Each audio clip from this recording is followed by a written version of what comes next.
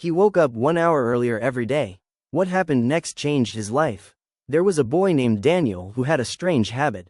Every morning, his alarm rang at 7 o'clock. And every morning, Daniel pressed snooze. 5 more minutes. But 5 minutes became 10. 10 became 20. And before he knew it, Daniel was rushing out of bed, skipping breakfast, searching for his schoolbooks, and running down the street with one shoe half tied. His days always began with stress. And they usually ended with regret. Daniel was not a bad student. He was actually quite intelligent. But his grades were falling. His room was messy. His homework was always unfinished. And whenever he tried to learn something new, he would say, "I'll do it tomorrow." Tomorrow never seemed to come. One afternoon, Daniel came home with his latest test. 58%. He threw the paper onto the table. "I studied," he complained. "I just don't have enough time." His grandfather, who was sitting nearby repairing an old wooden clock, looked up. "Don't have enough time?" Daniel shook his head. "No. School takes all day. Homework takes forever. Then I'm tired. There is simply no time left for anything." His grandfather smiled. He pointed toward the old clock in his hands. "Do you know why this clock keeps working?" Daniel shrugged. "Because you keep repairing it?" His grandfather laughed. "No. Because every second is used." Daniel didn't understand. His grandfather continued. "Most people don't lose their lives in one big mistake. They lose them one small minute at a time." Daniel looked at the clock. His grandfather then said something Daniel never forgot. "Don't try to find more time. Learn to use the time you already have." That night, Daniel made a small decision. He would wake up 1 hour earlier. Not at 5 o'clock. Not at 4 o'clock. Just 1 hour earlier than usual. His alarm was set for 6 a.m. The next morning, the alarm rang. Daniel opened one eye. His hand moved toward the phone. Then he remembered his grandfather's words. 1 hour. He sat up. It was still quiet outside. The house was peaceful. For the first time, Daniel realized something. Nobody was asking anything from him. No messages. No television. No school. No noise. Just one completely empty hour. He sat at his desk. For 30 minutes, he finished the homework he had been avoiding. Then he spent the next 30 minutes reading a book about something he loved, drawing and design.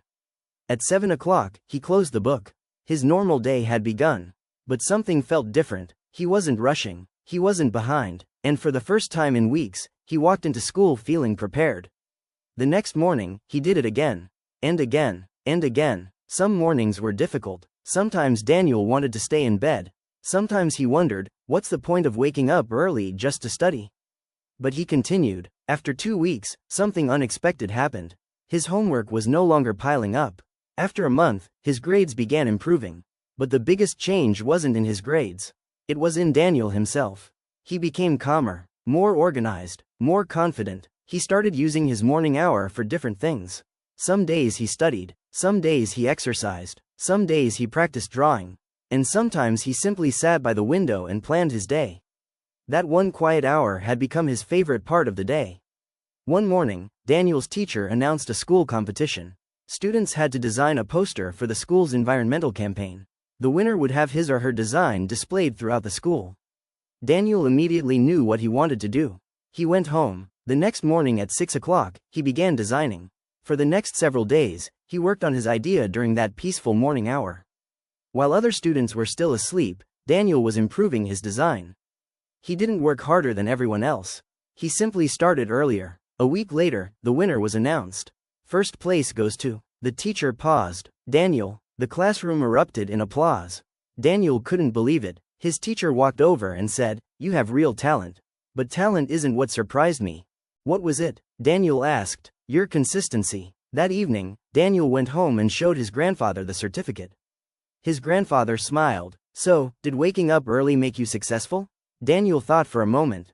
"No." His grandfather raised an eyebrow. Daniel smiled. "It gave me an hour." "And what did you do with it?" "I used it." His grandfather nodded. "Exactly." Daniel finally understood. Waking up early was never the magic. The magic was having a quiet moment before the distractions of the day began. He had discovered something many people learn much later in life. You don't always need more time. Sometimes you need to protect the time you already have. Years later, Daniel still remembered those mornings. And whenever life became difficult, he returned to the same habit. He woke up early. He sat quietly. And before the world became noisy, he worked on the person he wanted to become. Lesson from the story is, The first hour of your day can shape the rest of it. You don't have to wake up at 5 a.m. to change your life. Wake up a little earlier.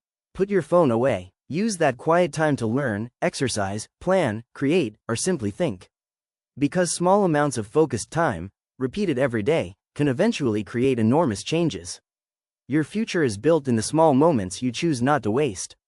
So tonight, don't promise yourself that you will completely change your life tomorrow. Make a smaller promise. Wake up just 1 hour earlier. And when that hour arrives, don't give it to your phone. Give it to your future. Because 1 hour may not seem like much today, but imagine what could happen if you used that hour for the next 365 days. Your life might not change in one morning, but one morning could be the beginning of changing your life.